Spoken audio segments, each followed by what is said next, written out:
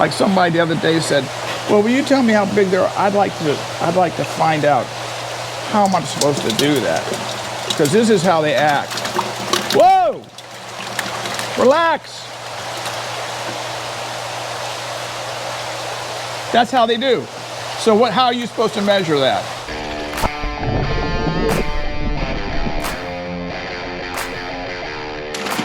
Hey everybody, welcome back to Florida Exotic. We took a couple of weeks off, I guess 3. One of them, well, we had Christmas and New Year's, we kind of took a break. And then of course I finally led Glenn to a heart ablation, which he had to go get done. And he had it done on, I guess, Thursday or Friday. December 19th. Yeah, and he didn't come in to do the video. I don't know what was the matter with him. But anyway, he's over that. Yay.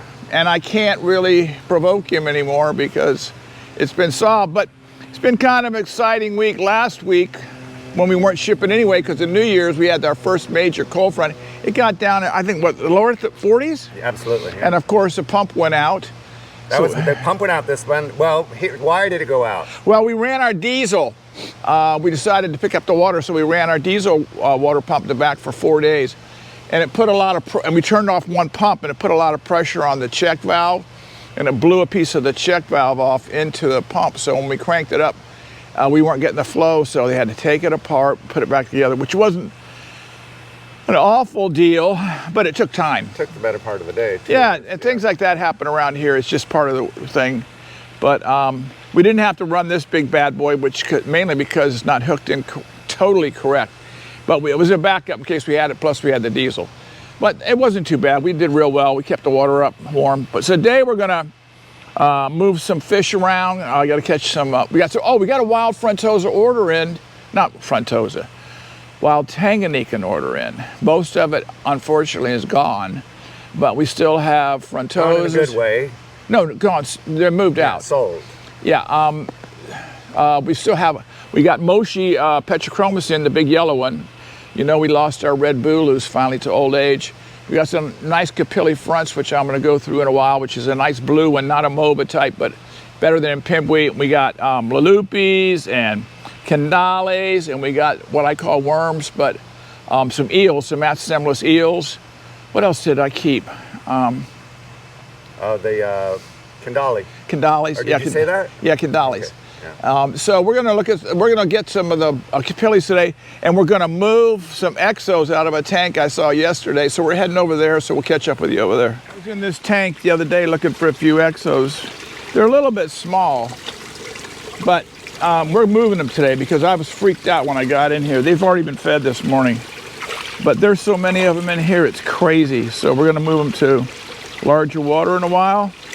We're feeding right now. We're feeding a mixture of the green Spirulina and krill. Krill extreme flake. They go crazy on it. Like I said, Glenn's already been through here feeding, and then over here we're gonna do the move out the.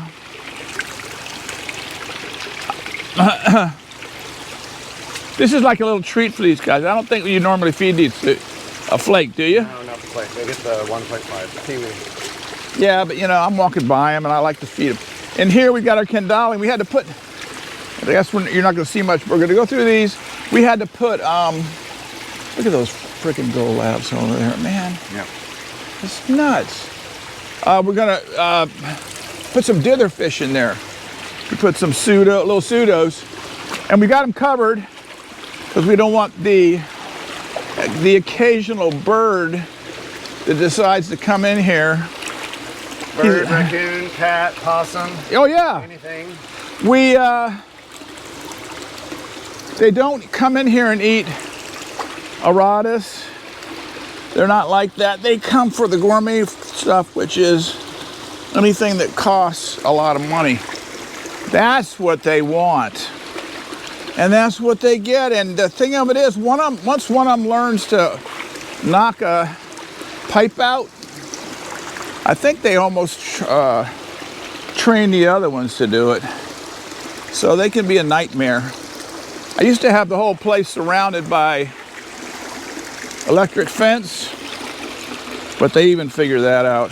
So anyway, I'm coming back here in a while, do some work, Just wanted to let you know where we've been. These are the, I don't know if, I'm gonna get, you know what, Glenn, just hold that 1 second. I'm gonna, I don't know if I don't like them eating on the surface, so I'm gonna throw a little bit there and see what they do. They've never had flake before. These are the Capilli blues. And they're just, I mean, they're beautiful. But they're, like I said, they're not a Capampa or I hate them eating on the surface. They're not a Capampa or a MOBA. But these guys will breed. And of course the other ones will breed too, but you can get a couple hundred babies a year out of a nice colony of these. MOBA, you're good luck if you get, my experience, if you get 25 of them. They just don't like it. I think they're missing something. They're deep water fish. I can't figure it out. Anyway, we'll be back with you in a while. We brought us a couple buckets over here, so we're gonna go through these Capilli fronts. Now this stuff right here, I think this was your idea, wasn't it? Yeah. These are cut up garbage bags. And they work great. Non-scented, and they've been soaked in potassium permanganate. And then in water. And he just rips them. And we even put this in some of the bags with some of the more aggressive fish. If we put 8 or 9, 10 peacocks in a bag, we might throw a little bit in there. So, Glenn, can you get that bucket behind? I mean, that net behind me. Yep. So all I'm going to do now is, you can put it next to me, is sex these fish out the best I can. You know, if these guys have bred once, but here's a nice little male. Well, I don't know if he's a male, but they're nice blue color. How can I get him in the sun? That's good. He can go in the bucket. In the bucket? Yeah. So they're a nice blue fish. But the sexing was fairly good on these coming in. We like to get them in trios, but it doesn't happen often. But I'm looking for some of the bigger ones. And I'm gonna have to use your magic ruler in a minute, Glenn, to see. Glenn's magic ruler is a $1 bill. Always carry a $1 bill. And it doesn't have to be $1. I saw him the other day we were doing it, it was a 50. And I was gonna ask if I could hold it to do the next fish, but I noticed that he forgot to do that. So, now the females are very hard because if they've never bred, then the tube where the egg comes out is not expanded. And sometimes it's very difficult. But we're pretty good at it.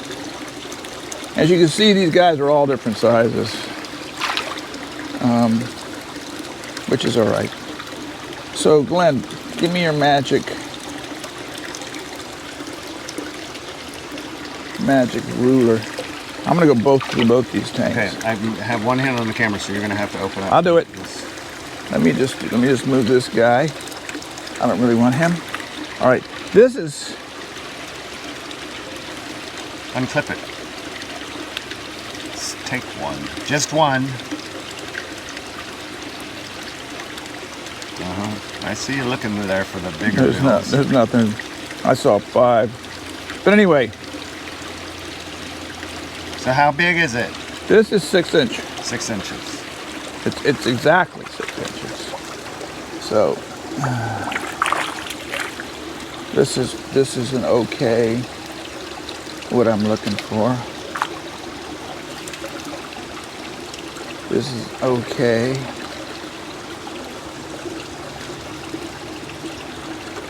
Definitely okay. See now, Glenn is always right. I come up to a tank of fish and I say, "This fish are 1.25 inches." He says, "No, they're not. These are 3.5, 4 inch fish." And I say, "You're full of it." I never bet him anymore. I never pay him, as he will attest to. especially on stuff where he tries to get me. He knows is absolutely okay. So these are for sure, and these are absolutely no sweat. Ah.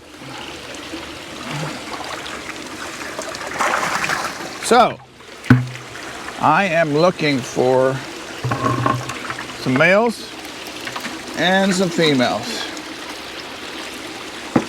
And when we take these guys in, we're going to separate them because they can get a little bit aggressive toward each other. In the small tanks that we have, absolutely. So what we're going to do is separate them out, and they're actually going to be picked up tomorrow. So there you go. There's your $1 back. That's part of your pay this week. Thank you. So I'll give you what, $9.99? Yep. Not in hundreds, $9. $9.99. Glenn works for here for the education I'm providing him. He's still waiting for it to help him in any way, shape, or form in his life. Oh, by the way, Glenn, we got to look at my wildlife permit today. It's due. It expires February. God, it just seems like we just renewed. Doesn't that. it? Holy mackerel. I know it. And I got a note that said your wildlife is going to expire February. We do not allow any longer. You know how before if you had your permit in, Yeah. they said they don't do that anymore. Forget it. They're not doing it. So I'm not expecting any shipments in anytime soon. Candali. Lepidolamphrologus candali. These are beautiful fish. They're a cool, probably Tanganyika predator from the lake. And I'm going to be very careful because They jump. they jump. So anyway, as you can see, we've put these dither fish. Now they're not going to bother. They're not going to eat these dither fish. What they're going to do is take these dither fish are going to keep us from focusing in, keep them from focusing in on any particular. Oh no, they're not going to eat it. No, that was. They tore that thing up, Bureau. Now don't say that because people say this is not. Well, generally they don't. They don't bother them. Well, that how about that was damaged when it got moved over? Yes, they got caught in the net. Can you see that better? No, it's actually very good there. This is probably. Oops. This is now. If anybody wants these, which my customers will, this is the male, nice male. Now it's best to set them up with start off with a couple of females, give them 2 different areas. You saw us breeding them in the 75s. Oh, this is a nice female. It's a couple of females. Females are smaller. And the male's going to find out which female he wants to participate with. And I heard sometimes they'll double sponsor, like our little sex fasciatus. I would say it's a male just because of the color and the size, but I could be wrong. That's a male, isn't it? Yep. So, they get the blue around the head. Let me come over here. Let's try to do a sunlight on that one. Okay. But a very nice fish. And they just, they'll take, we use those caves. Females pretty much stay in the cave, lay eggs in the back. That's a female. Little female. Mm-hmm. One thing about, I've got down there, I got some gold heads in. I got some gold heads they shipped over here that can't be 1.5 inches long. And those things, I'll never even get I'll never get my fees, freight in on it. I don't know why they do it, but they do it. But anyway, after this, we're gonna take these fish in, then we're gonna head back out here in a while, move those exos. Probably gonna get somebody to help us. Let me throw the black stuff back in. We got dither fish and we got garbage bags. And the thought is the dither fish are going to keep them occupied. But anyway, you don't need to see us close this down, but we do. Like I said, not only are these jumpers, but these are prime food for every net. We're covered up with bird netting, and it's everywhere. But I'm telling you something, this time of year, the herons and stuff are cruising down from up north, and they'll walk the perimeter trying to get in here. And then we have to chase them out of here. We get everybody involved, run them out of here, and then try to fix the spot where they came in. Because they'll find an opening, and they'll just keep coming. And they can do a lot of damage in one night. And we don't even want birds that don't eat fish in here, because they always they'll pick snails up off the ground and other little fish, and they'll bring them up here and they'll dip them in the water, and they'll, have fun with them and everything. And we don't want that. I mean, we don't pull fish off the ground and stick them into our tanks. That's a hard and fast rule. Although I had a guy who used to do it all the time. Drove me crazy. He's not with us anymore. So we're heading in to put these fish away, and then we're going to come back out. Maybe while we're in there, we'll show them the eels, which I call the worms. All right, back in a flash. Well, we brought the Frontosas in. I thought while we were in here, I'd show you these guys. We feed them worms. We feed them little baby fried. So I told Glenn, let's take pictures of the worms. I call these worms. So he's heading out there to get worms. I was going to go get our live black worms that we feed some of our. And I said, where are you going? He said, I'm going to get worms. And I said, well, the worms are right here. I don't know why I call them. These are mast assemblous eels. Okay. Now, they're crazy. Like somebody the other day said, well, will you tell me how big they are? I'd like to find out how am I supposed to do that? Because this is how they act. Whoa! Relax. That's how they do. So how are you supposed to measure that? But they are so cool.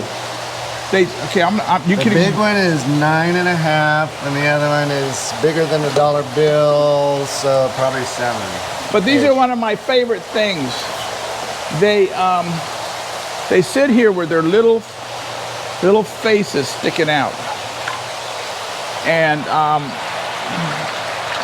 then they'll come roaring out of there when we put food in there.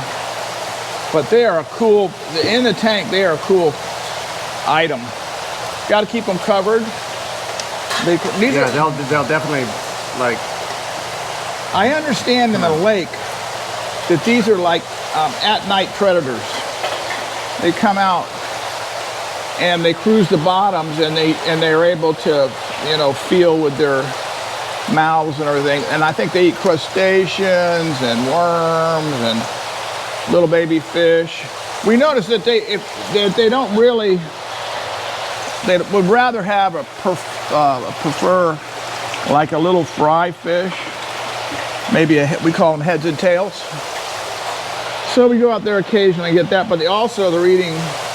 See, this one was a little face hanging out there, and so if you have these in like a rocky structure, they're cool, and once they're in your tank, they'll get used to it. So anyway, we're going to grab a couple of 4 buckets. Head over, and we're going to move those exos out. Back in the flash. Well, we're going to move the exos now, but on the way over, I'm going to show you something. I don't know if you remember one of our YouTubes a while back. We took hundreds of every type of peacock we had, threw them in a couple 8x16s. What we've been doing is going out there and yanking 100 out here and 100 out there. So I don't know how long ago that was, how many months or weeks, but I want you to see what they look like now. Now remember something. This is natural color, no hormones. So look at this little guy. Sunlight. You want to come to the other side, Glenn? Yeah. This is natural color. No hormones. Not necessary. So full color at 3 inches, amazing. See, now he calls that 3 inches, and I would be willing to bet money. I'll bet you money. How much you want to bet? $10. Okay, it may be 2 7/8. Oh, there you go. No, Everybody heard 3 inches. Oh. Yeah, that's 3 inches. I win. But look at this. This is, and you know, when I'm going to call that's a Lawanda. Are you kidding me? And people are going to say, well, what are they? I'm going to say they're assorted. When I don't mean... Assorted meaning multiple species in one bowl. It doesn't mean mixed. And there's so many mixed peacocks out there that are running around. It's just bizarre. These are reds, or a red. Here's another Lawanda. Some of these fish grow a little bit faster. Here's a albino, I would say, sunshine. And these are, in another month and a half, 2 months, all of these guys are gonna have color. And I'm gonna sell them at what we're trying to do, it's a Freiberg guy. What we're trying to do is come up with a price for our stores, because, you know, to get a peacock up to 4.5, 5 inches is not an overnight thing. So we have to price them according to how long they've been here, how many, you know, they get drained, you know, labor, food. So we're trying to come up with a price point of peacocks and haps where they can sell it at a reduced price and still the customer can have color. And that's what we're trying to do. That's our attempt. So it looks, we used to do this all the time. I don't know if did we get lazy or what? I know it's an Eagles song. Did she get lazy or just, you can't hide your lion eyes song? You know, she's lamenting over the fact that, shut up, Rick. All right, where are we at? We're in a exo tank. Exochromis. Now, here's what I'm hoping to do. I'm hoping to move these guys. Now look how many fish are in there. This is not it. I'm hoping to move these guys to a white tub. Leave them in the white tub for about, then you're gonna have to hold that bucket or put it up higher, like put it up on the edge. Leave them over there, let's say for 3 or 4 months. And then I'm gonna go back in, okay, that can go down. We'll use another bucket. Then we'll go in and probably move them to even a bigger amount of water, because we found over the years that when you it's like they do with plants at the nursery next door. When you start them off in a 3-inch pot, and then you step them to a 6-inch pot, and then they go to a 10-inch pot, they seem to have a super growth spurt. So that's what we're hoping for. Because these fish, I'm telling you, if I don't know how many calls, out of nowhere, the clear blue, people were saying, hey, do you have any exos? And do you have any exo females? Give me a break. Yes, I have exo females. And if you want to buy them, I'll sell them to you. They're $1,000 a piece. Why is that? Because that's what I'm trying to make on them. So I'm not going to give them up. I'm not giving my BODs up. Everybody who keeps asking. I'm not giving... That was kind of a sleeper fish that just came out of nowhere that... Never heard of it, and all of a sudden I got it from a friend of mine out in California. Took a look at it and said, holy mackerel. And that in Salicy, which I have some, I managed to get some, and I've been breeding them. That is a hot fish. And our breeders were getting old. I really felt bad. And I was telling Tony we were really stupid not to have set some aside. And he said, well, let me show you something. And he took me over, he showed this tank he's been hiding from me. And oh man, next year, if we're not the king of Salicy, I don't know who will be. Then there'd be nobody. So anyway, you've been through there a couple of times, and you know that there's 150 fish still stuck in there that we're never going to be able to catch. You think so? Yeah. Do you see them? No, but I know they're in there. I think. What do you think? They're up against the sides? Well, we're not going to. We're not going to film chasing fish around all day here. We're going to stop this in a minute, carry them over, dump them, and then we'll come back here on our own.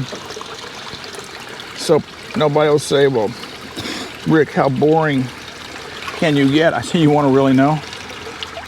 This is a probably 600 gallon? Yeah. 600 gallon tank. Maybe more. Yeah, maybe more, but it's all conditioned, ready to go, nice and green. We had it turned off for the cold weather because no fish in it, so we turned everything off. But we're gonna let these guys go. Like I said, their next home might be 2,500 gallons. And after that, they might go into 5,000. These would be worth a 10 by 20 or a 16 by 16. We would never put these into a ring tank because we learned you cannot put haps in a ring tank. They block into the little space on the side and you can't get them. So I'm saying, I mean, if you look at them, they'll swim around the tank like this for a couple days. I'd like to put out here, Glenn. Oh, we do. They swim around the edges until they feel comfortable, get used to their new environment, and then they'll be all over the tank. I'm saying there's 200 or 300 fish here, easy. Absolutely. Yeah. And I know that Tony put some out, snuck some of them out, because Glenn and I were looking to sell them the other day. And he said, no, you told me I could put them out in the back pool. Now, do I remember that? No. Will I be happy 8 months from now when we bring it in? Yes. Is this necessary what I'm doing? No. Does it hurt? No. And here's this flake that Tony keeps out here, Glenn. This is Glenn's area. So these are more of those peacocks we're coloring up. I moved them everywhere. What the heck? I'm gonna throw a little food in there just so we'll have something to nibble at today. But I'd like these every time we go buy them. Feed them. Now they're not gonna come swarming up here right now. No, and they were just fed earlier, so. Yeah. So there they go. Hey everybody, thanks for being here. We missed you guys the last couple of weeks. Hope you missed us. Be sure to subscribe and send us a comment. And since I haven't done it 3 weeks, I don't remember. Subscribe, comment, and share it. Yeah, share it. Come on, you guys, share. I'm tired of my numbers. I'm gonna do I have to start getting controversial? Really? And talking about pet peeves and things like that? No, I'm not going to. All right, say goodbye. Hey everybody, goodbye. See you next week. Bye. Hey everybody, I thought I was done. I had trouble remembering to subscribe, to friend us, and to share.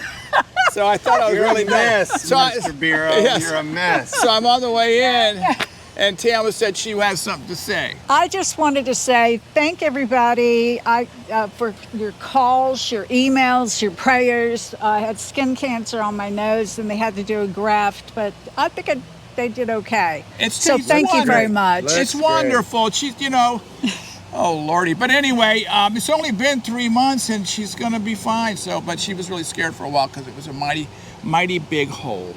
Yeah. So she thought I wouldn't love her anymore because she had a big hole in her head. And I had to tell her, well, look at me. I'm wearing a hat because the sun, if it hits my head, is going to blind the camera. And she still says she loves me, so what the heck? You don't need to put all that in. Oh, yeah, big deal. Okay, everybody, goodbye. Bye-bye. Bye.